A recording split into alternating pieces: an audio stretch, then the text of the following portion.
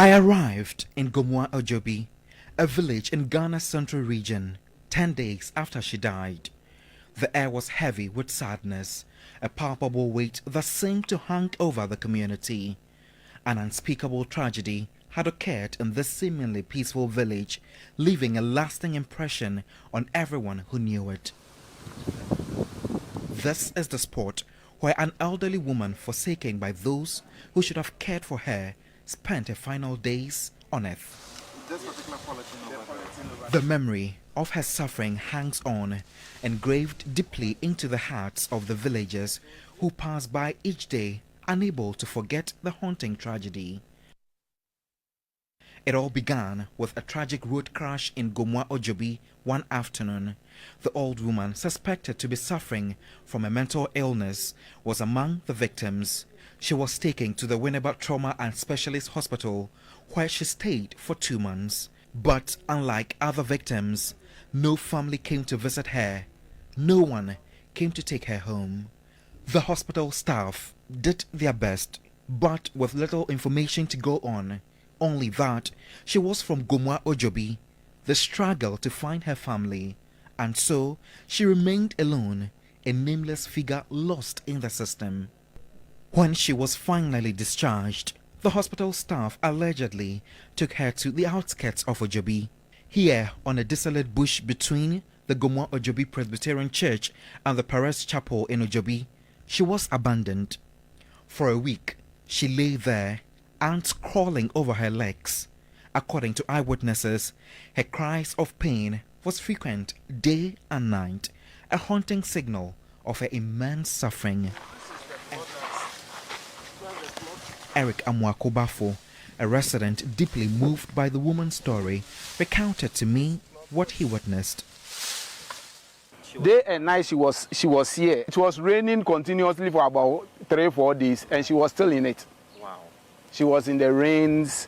I mean, the rain was beating her. So I had to call in the assemblyman because it was getting pathetic. Yeah. We didn't know who she belonged to. Normally in the night, you will see her panting, crying. She will be crying, mentioning names. She was mentioning a particular guy's name. I don't know whether that was the son or so. What was the name she was mentioning? I can't recollect the name. Akos Opare, another resident who lives right opposite where the woman was abandoned, told me how an ambulance dumped the woman on the side, leaving her to struggle all by herself.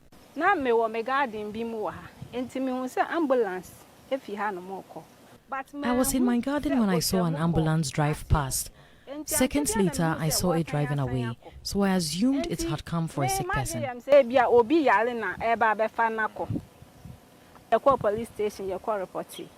I witnessed a woman in a wheelchair at a junction where, despite our efforts to alert the police, they did not respond. As evening fell, ants began biting her, compelling her to drag herself to the pathway for safety. Vida Anaman and Akos Opare still walk past the spot daily, haunted by the hope that they could have done more to save the woman's life.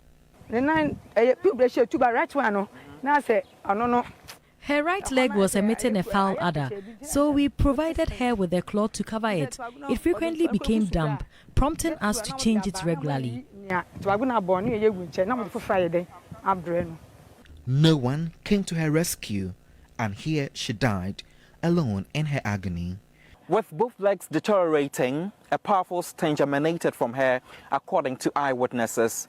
After a relentless struggle day and night for a week, she finally gave up her soul and passed away on June 10, 2024. The sight, as you can see, remains deeply affecting. Remnants of the woman, such as her tattered covering cloth, a plastic sheet that served as her bed, and other personal items are still scattered about. Residents, despite their efforts, feel a lingering guilt, believing they could have done more to help her before her demise. The assemblyman for the area, however, says he was concerned. We don't have social homes around. So this woman, we couldn't send her to a place where she could have been catered for.